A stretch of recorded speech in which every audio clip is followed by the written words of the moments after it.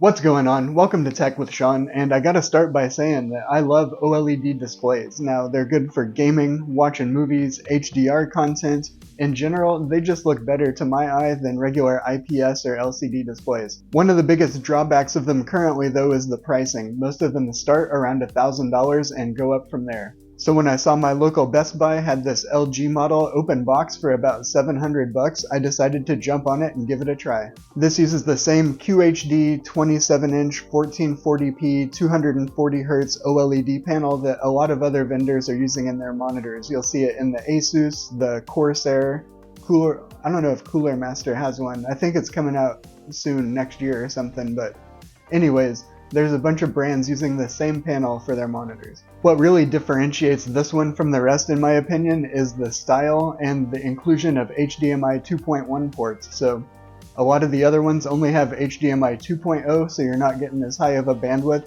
And for instance, I'm running this over HDMI right now to my laptop, and it's capable of doing the full 240 Hz at 1440p.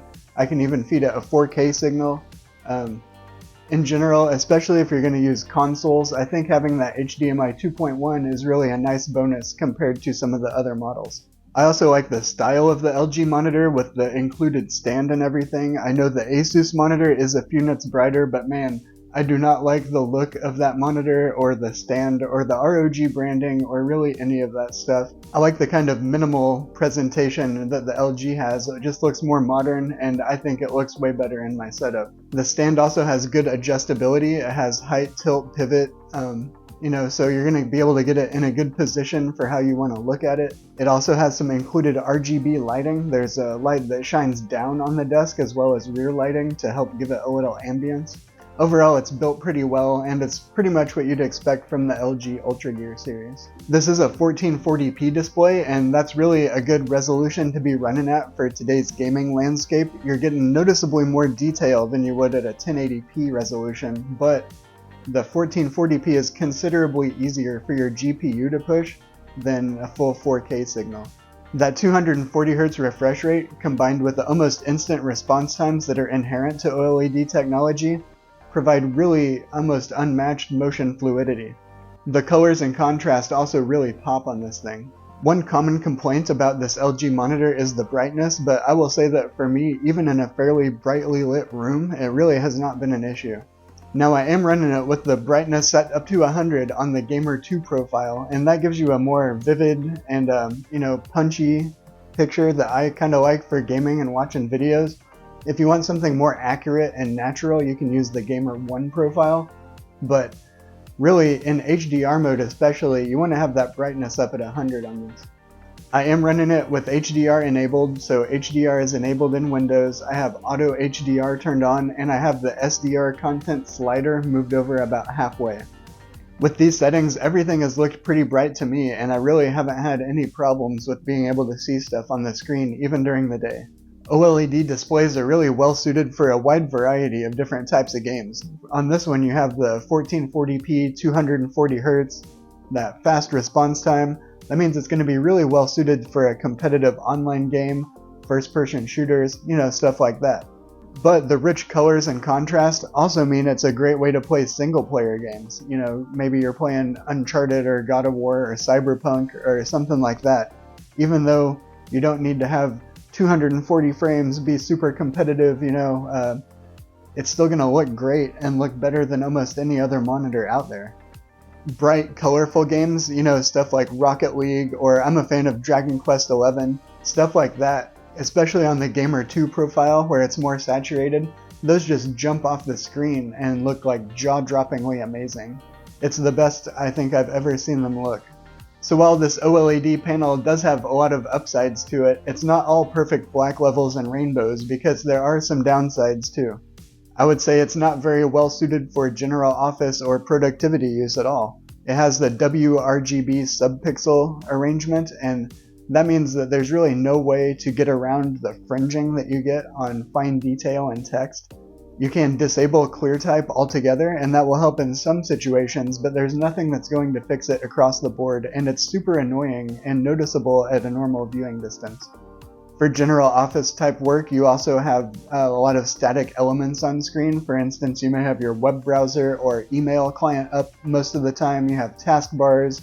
If you're using Photoshop or something that has a static UI that's going to be up. And all of those things are going to lead you to potentially get burn-in faster than other people. I personally work on a 4K IPS monitor, and I'm not going to be trading that for one of these anytime soon because, outside of the contrast and the colors and the response time and things that are nice for gaming, it's pretty much a downgrade for office use from any 4K monitor pretty much.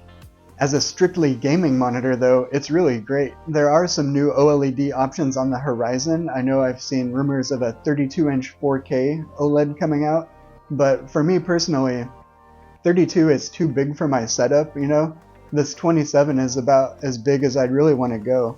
And honestly, if they shrunk the QHD panel down to a 24-inch, I'd be interested in that too. But I really don't want to go bigger. There's already bigger OLED options out there. And really, for the last few years, I think the market has shown that 27-inch is really the preferred size for most gamers. I did pick this up open box from Best Buy, and honestly, I was pretty surprised. It was almost new condition. There were no scratches on the body or the screen, no dead pixels, no lines in the display, no weirdness. According to the OSD menu, it said it only had been used for 6 hours. So even if they showed a static pattern the entire time it was on, that's really not enough time to develop burn-in. So it was essentially a like-new monitor. If you do want to try to save some money and get an open box monitor, or really any computer thing though, just make sure you're getting it from someplace that has a decent return policy. So if you get it home and it's broken straight away, you can just take it there and get your money back. If you are shopping for one of these though, I think you'll be pretty happy going with open box because you're going to save several $100, and that's a considerable amount. It's an expensive thing to buy. If you can save a huge chunk of that up front, that's really the best situation. I don't know what resale market is going to be like for OLED monitors because there's a lot of people out there worried about burn-in and different things like that, so maybe that will color their impressions of used OLED tech as well.